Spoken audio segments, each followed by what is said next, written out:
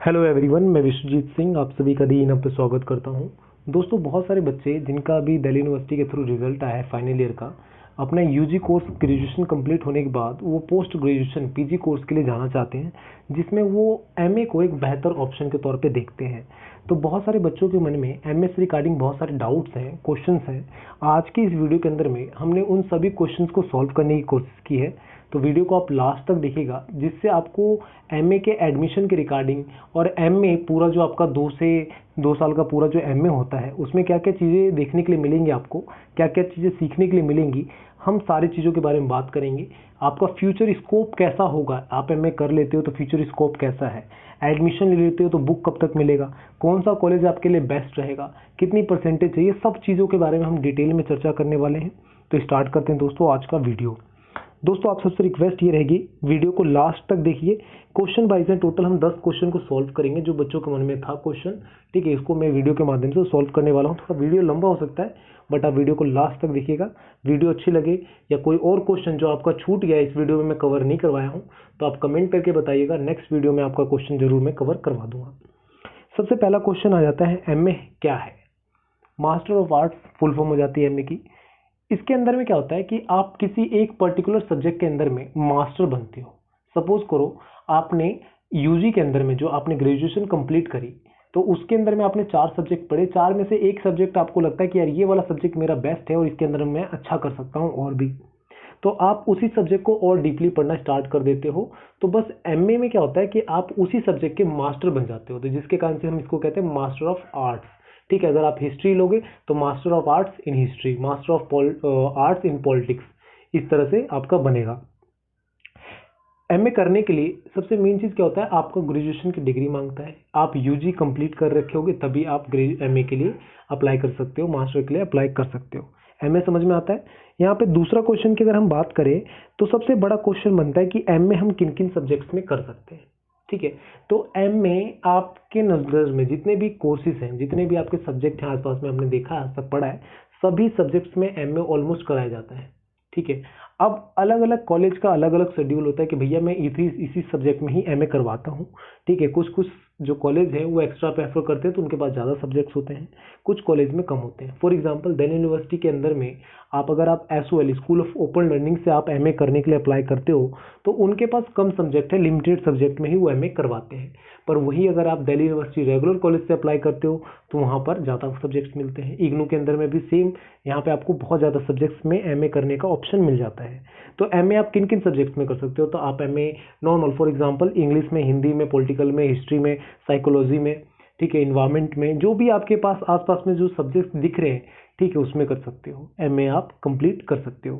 ठीक है, MA complete करने का मतलब क्या है कि आप उस सब्जेक्ट के मास्टर हो जाओगे। उस सब्जेक्ट को आपने बहुत ही डिटेल में एनालाइज करके पढ़ा है, ठीक है, तो आप उस सब्जेक्ट के मास्टर हो जाओगे। मैंने खुद एमए हिस्ट्री किया है। ठीक है, और बहुत सारे बच्चे जो हैं अलग अलग जो आपका चॉइस है, जिसमें आप अच्छे हो, जिसमें आप अपना 100% दे सकते हो, उसके हिसाब से प्रेफर करना पसंद करते हैं। नॉर्मली यहाँ पे कई सारे बच्चों का क्वेश्चन होता है कि सर मैं कौन सा सब्जेक्ट में एमए करूँ, तो ये क्वेश्चन बिल्कुल गलत है। सबसे पहले आप अपने आप से पूछो कि आप किस सब्जेक्ट में अच्छे हो, किस सब्जेक्ट में आपका इंटरेस्ट है। अगर मैं बोल दूं कि भैया मैंने हिस्ट्री में किया है तो आप भी हिस्ट्री में कर लो, तो हिस्ट्री अगर क्या पता आपको पसंद ना हो, आपको इंग्लिश पसंद हो, तो फिर दिक्कत हो जाएगी।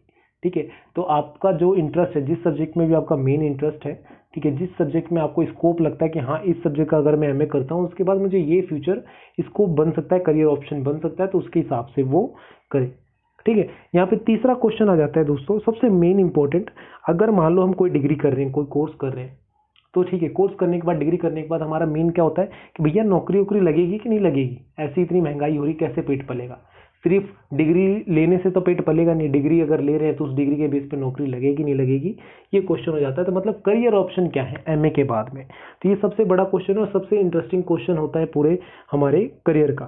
तो यहाँ पे जब आप मास्टर ऑफ आर्ट्स करते हैं तो आपके सामने कई वेराइटी, मतलब कई वेरियस फील्ड ऑप्शन खुल जाते हैं, जिसमें सबसे बड़ा जो ऑप्शन होता है टीचिंग लाइन होता है।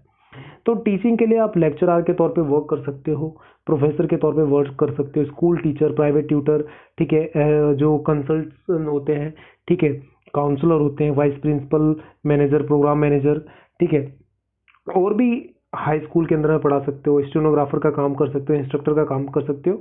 ऐसा नहीं है, पर अभी देखो इन सब काम तो कर सकते हो, पर ऐसा नहीं है कि आपने एमए की डिग्री जैसी ली उसके बाद में डायरेक्ट जाकर आप प्रोफेसर के जो तौर पे लग गए, लेक्चरर के तौर पे लग गए या इंस्ट्रक्टर के तौर पे लग गए। ऐसा बिल्कुल भी नहीं है। इसके बाद में भी अलग अलग एग्जाम के प्रोसेस होते हैं। उसके बाद में आप एग्जाम को पास करोगे, आपकी रैंकिंग आएगी, आपके नाम का सिलेक्शन होगा, तब आपका जाके नौकरी लगता है। बट एक स्टेप है, आप आगे एक सीढ़ी आगे बढ़ जाते हो एमए करने के बाद। जैसे सपोज फॉर एग्जांपल यहाँ पे आप प्रोफेसर की तैयारी कर रहे हो, तो आपने जैसे ही एमए क्लियर करते हो तो उसके बाद आपको नेट का एग्जाम देना होता है। ठीक है, नेशनल टेस्टिंग एजेंसी के द्वारा, एनटीए के द्वारा नेट का एग्जाम लिया जाता है। ठीक है, जैसे ही आप नेट का एग्जाम क्लियर करते हो, नेट का एग्जाम क्लियर करने के बाद आपका फिर 2 बार नेट का एग्जाम होता है, 2 बार एजेंसी क्लियर की, नंबर 1 नंबर 2। उसके बाद आपकी रैंकिंग आती है, उसके हिसाब से आप कॉलेज सिलेक्ट करो, और जिस कॉलेज में भी आपका आया आप अपने जूनियर रिसर्चर के तौर पे या फेलोशिप के तौर पे आप वहाँ पे ज्वाइन करके पढ़ा सकते हो। ठीक है, अपना तैयारी कर सकते हो आगे के लिए, पीएचडी के लिए जो भी करना है वो कर सकते हो। तो इस तरह से आपका एमए में ये स्कोप होते हैं। ठीक है, नॉर्मली अगर हम बात करें तो बहुत सारे बच्चे क्या सिर्फ नाम के लिए एमए कर लेते हैं कि भैया मैंने बीए किया है, तो बीए के बाद अब समझ में नहीं आ रहा क्या करूं, तो बस एमए कर लिए। तो जॉब क्या है कि अगर आप, जॉब तो बहुत है हर जगह फील्ड में। ठीक है, ऐसा नहीं है कि आज के समय में जॉब नहीं है, जॉब बहुत है। बट सबसे बड़ा क्वेश्चन ये बन के आता है कि क्या आप उस जॉब के लिए कैपेबल हो। ठीक है, जॉब है यहाँ पे प्रोफेसर की, आप देखोगे अक्सर कॉलेज के अंदर में प्रोफेसर की कमी है, स्कूल के अंदर में टीचरों की कमी है। ठीक है, तो उस टीचरों की कमी तो है, पर बंदा क्या उतना कैपेबल है कि उस पोस्ट को फिल कर सके, सबसे बड़ी बात। दूसरी तो यहाँ पे गवर्नमेंट की कमी होती है कि वो इस तरह की जॉब्स निकालते ही नहीं है कि जो कैपेबल बंदा है वो भी फिल करके उसे खत्म करे। जो कैपेबल नहीं है उसकी तो बात अलग है, पर जो कैपेबल है उसके लिए जॉब निकलती ही नहीं है। ठीक है, तो ये यहाँ पे आपके करियर ऑप्शन के तौर पे ये सारी चीजें जाती हैं। अगर आपके मन में कोई और भी क्वेश्चन हो करियर ऑप्शन से रिलेटेड, तो आप कमेंट बॉक्स में कमेंट कर लीजिएगा। ठीक है, या फिर कोई किसी भी सोशल मीडिया प्लेटफॉर्म पे जाइए, वहाँ पे मुझे फॉलो कीजिए, वहाँ पे कमेंट करके पूछ लीजिए, मैसेज कर लीजिए, जिससे आपका डाउट यहाँ पे एटलीस्ट सॉल्व हो। ठीक है, आगे हम बात करें तो यहाँ पे एमए कहाँ से करें, ये भी एक क्वेश्चन है। ठीक है, तो एमए कहाँ से करें, बहुत सारे बच्चों ने इस क्वेश्चन को रेज किया कि सर मुझे बताओ कि एमए मुझे कहाँ से करना चाहिए, रेगुलर से करूँ, ओपन से करूँ, ऑनलाइन मोड से करूँ, या ऑनलाइन डिस्टेंस लर्निंग मोड से करूँ, ओडीएल से करूँ। ठीक है, इस तरह से बहुत सारे क्वेश्चंस थे बच्चों के मन में। तो यहाँ पे एमए करने का सबसे पहले मैं रेगुलर का बताऊं तो रेगुलर का क्या होता है कि भैया आपको इंट्रेंस एग्जाम देना होगा। जैसे आप यूजी क्लियर कर लेते हो तो एमए के लिए इंट्रेंस एग्जाम देना होगा। आप जिस भी कोटे से बिलोंग करते हो, जनरल कोटा हो आपके पास, ठीक है, एससी ओबीसी एसटी जो भी हो, ईडब्ल्यूडी हो, जो भी मतलब आपका जिसमें भी आते हो, समझ रहे हो आप बस ना। अगर आप कोटे से बिलोंग करते हो तो उसके हिसाब से आप अपना एंट्रेंस एग्जाम का फॉर्म भरोगे रेगुलर के लिए। दिल्ली यूनिवर्सिटी करवाती है रेगुलर से, और भी अलग अलग जगह पे रेगुलर के लिए अलग अलग प्रोसेस होता है। तो दिल्ली यूनिवर्सिटी में क्या है, आप जब फॉर्म भरोगे तो उसके हिसाब से आपका एग्जाम होगा। ठीक है, एग्जाम होने के बाद जो आपकी रैंकिंग आएगी, रैंकिंग आने के बाद आप अपना जो रिजल्ट है वो सबमिट करोगे।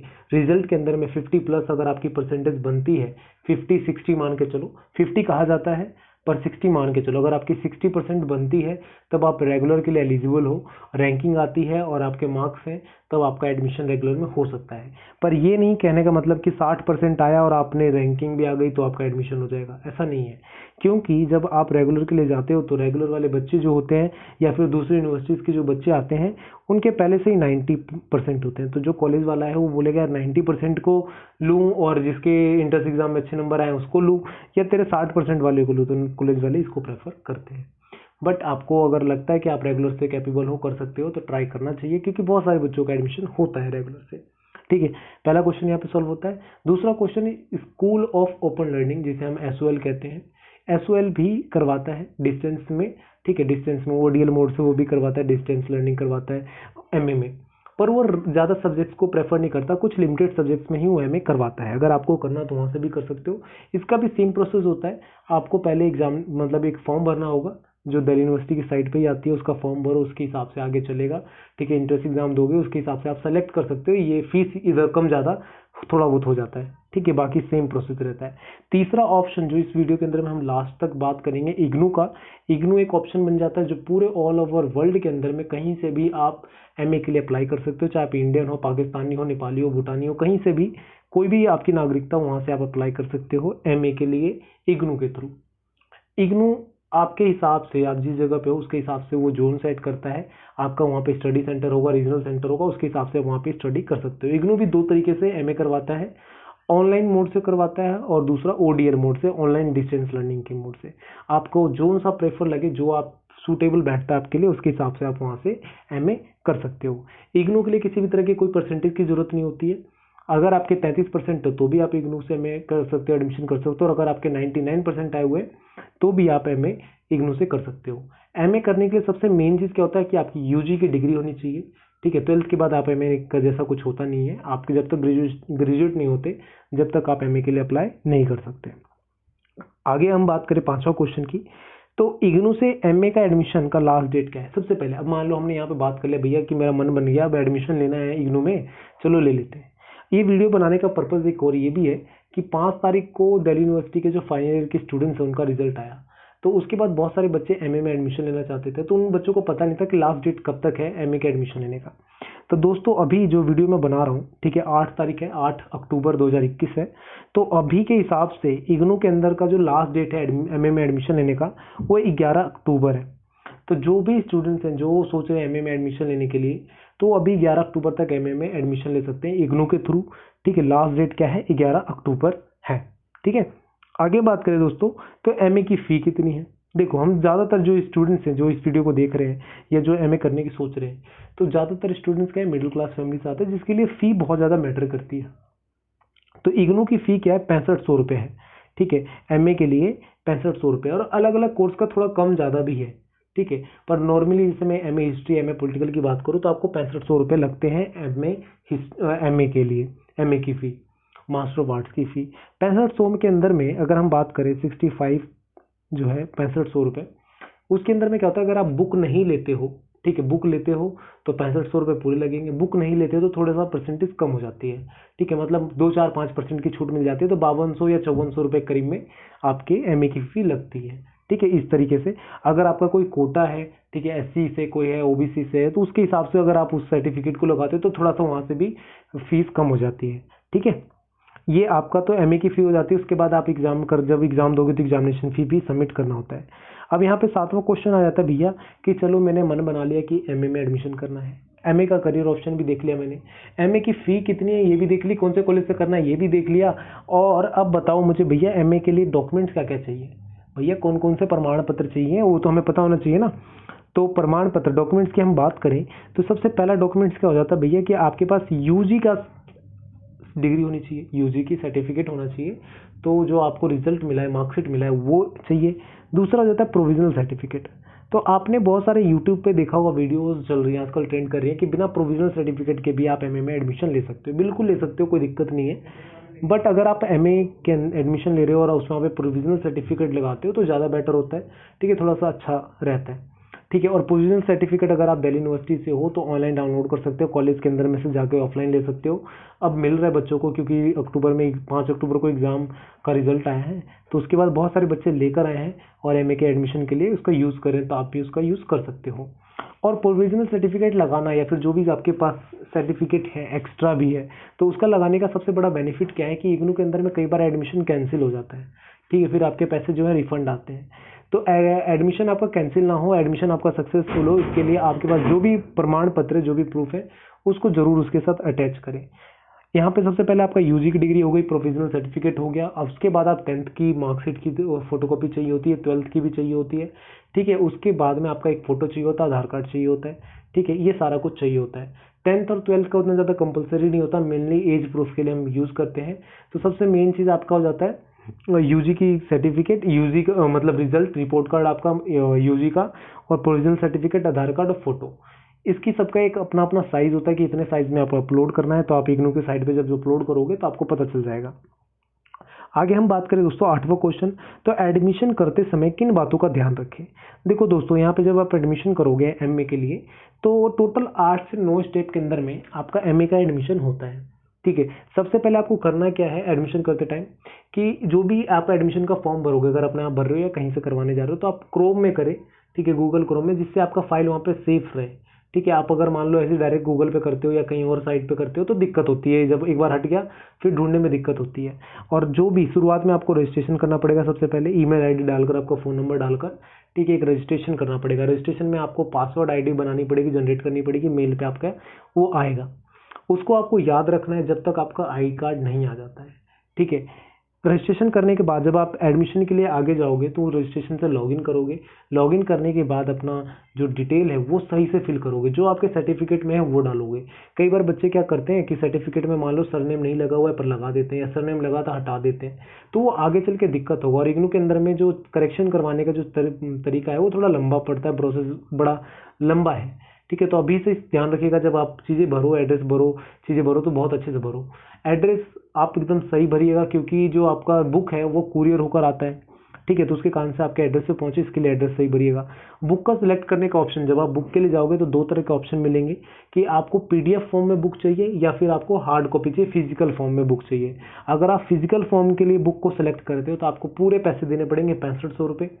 अगर आप पीडीएफ फॉर्म के लिए सिलेक्ट करते हो तो आपके कुछ परसेंट 9 या 4% 5% आपके फीस में से कम हो जाएंगे, फिर आपको 52-5300 रुपये करीब में देना पड़ेगा। ठीक है, तो इस तरीके से आपको यहाँ पे दो ऑप्शन आ जाते हैं। लास्ट में पेमेंट के लिए आप ऑनलाइन मोड से पेमेंट कर सकते हो, यूपीआई, पेटीएम, एटीएम जो भी आपके पास है उसके थ्रू आप पेमेंट कर सकते हो। तो ये पूरा प्रोसेस होता है। और एडमिशन होने के बाद, ठीक है, अगर हम आगे बात करें 9वें क्वेश्चन की तरफ, तो आई कार्ड कब तक आता है? तो आई कार्ड मान के चलिए राउंड ऑफ 1 महीने का टाइम लग जाता है। एडमिशन होगा, एडमिशन होने के बाद आप चेक कर लीजिएगा कंफर्म हुआ या नहीं हुआ। जैसे ही आपका एडमिशन कंफर्म होगा तो आपका आई कार्ड शो कर जाएगा कि आपका आई कार्ड ये है, डाउनलोड कर लीजिएगा। डाउनलोड करते समय आप उसे कलर में प्रिंट करवा के रख लीजिएगा, लेमिनेशन करवा के रख लीजिएगा, क्योंकि कभी भी आप अगर सोल के सेंटर में जाते हो तो आपको आई कार्ड प्रॉपर फॉर्म में मांगेगा, वो फ़ोन में नहीं चलता है, नहीं देखते हैं वो। ठीक है, और आई कार्ड आने में 1 महीना लगता है अगर आपका एडमिशन कंफर्म हो गया तो। अगर एडमिशन कंफर्म नहीं हुआ तो कैंसिल हो जाएगा, फिर उसके बाद आपको रिफंड के लिए डालना पड़ेगा अपना अकाउंट नंबर, और आपके अकाउंट में कुछ टाइम के अंदर में वो पैसे रिफंड आ जाएंगे। ठीक है, यहाँ पे एक और क्वेश्चन आ जाता है, कई सारे बच्चे पूछ रहे थे कि सर अगर एडमिशन भी ले लिया मैंने, सब कुछ देख के सब कुछ कर लिया, आई कार्ड भी आ गया, अब मेरी बुक कब तक आएगी? देखो, बुक का दो प्रोसेस होता है, या फिर आपके घर पे आ जाएगा या फिर आपको जाकर सेंटर पे से लाना पड़ेगा। सेंटर पे से लाना पड़ेगा तो इग्नू का जैसे अलग अलग सेंटर है, आप जो भी सेंटर चूज करोगे, दिल्ली के अंदर में 3 मेन सेंटर है। ठीक है, जिसमें से एक राजघाट हैगा, एक साकेत के अंदर में हैगा। तो इस तरह से जो भी आप सेंटर चूज करोगे, आप अपना स्टडी सेंटर चूज करोगे, वहाँ पे आपका मैसेज आएगा, अपडेट आएगा, उसके हिसाब से आप जाकर वहाँ से लेकर आओगे। ठीक है, तो इस तरीके से आपको बुक मिल जाएगा। तो दोस्तों ये पूरा प्रोसेस मैंने आपको बताया एमए के एडमिशन के लिए। ठीक है, अगर किसी भी बच्चे का कोई और भी डाउट हो, क्वेश्चन हो एमए के रिगार्डिंग, तो इस कमेंट बॉक्स में, जो इस वीडियो का कमेंट बॉक्स है वहाँ पे कमेंट करके पूछ लीजिएगा, बिना शर्म किए, बिना झिझक किए। क्योंकि थोड़ा सा भी डाउट हो अगर मन में हो और उसको डाउट को लेकर आप किसी कोर्स के लिए अवेल करते हो तो आगे चल के दिक्कत होगा। आप सॉल्व नहीं कर रहे अपने डाउट को, आप अपने डाउट को बढ़ावा दे रहे हो। ठीक है, आगे के लिए प्रॉब्लम होगी। वीडियो को पूरा देखिएगा जिससे आपको चीज़ समझ में आए। अगर आप वीडियो को स्किप कर करके देख कर आए हो तो बहुत ज़्यादा प्रॉब्लम होने वाली है आगे फ्यूचर में। Friends, all the best, bye bye, take care. और जो भी बच्चे हैं जो एमए करने की सोच रहे हैं, ठीक है, अगर एमए हिस्ट्री करने की सोच रहे हैं तो हमारे चैनल को सब्सक्राइब कर लें और दूसरी चीज़ों के लिए भी सब्सक्राइब कर लें, क्योंकि अक्सर आपको इग्नू से रिलेटेड जो अपडेट है हमारे चैनल पे मिलती रहेगी। ठीक है, तो फ्रेंड्स एक चीज़ और बताना था मुझे आपको। इग्नू के अंदर में 2 सेशन चलते हैं, जून सेशन मतलब जुलाई सेशन और जनवरी सेशन। तो अभी जो एडमिशन हो रहे हैं वो जुलाई सेशन के लिए हो रहे हैं। तो जो भी स्टूडेंट्स करवाना चाहते हैं फटाफट करवा ले, 11 तारीख तक का ही टाइम है, तो फटाफट करवा ले और चैनल को हमारे सब्सक्राइब कर ले, जिससे जो भी इग्नू रिलेटेड अपडेट हो या किसी भी तरह के कॉलेज स्टडी रिलेटेड अपडेट हो तो आपको टाइम से मिले, आप उसको जागरूक रहेंगे। ठीक है, तो फटाफट जाके अपडेट कीजिए, इसको सब्सक्राइब कीजिए, हमारे चैनल को अपने फ्रेंड्स के साथ शेयर जरूर कीजिए। Friends, thank you watching me, thank you for listening me, bye bye, take care, all the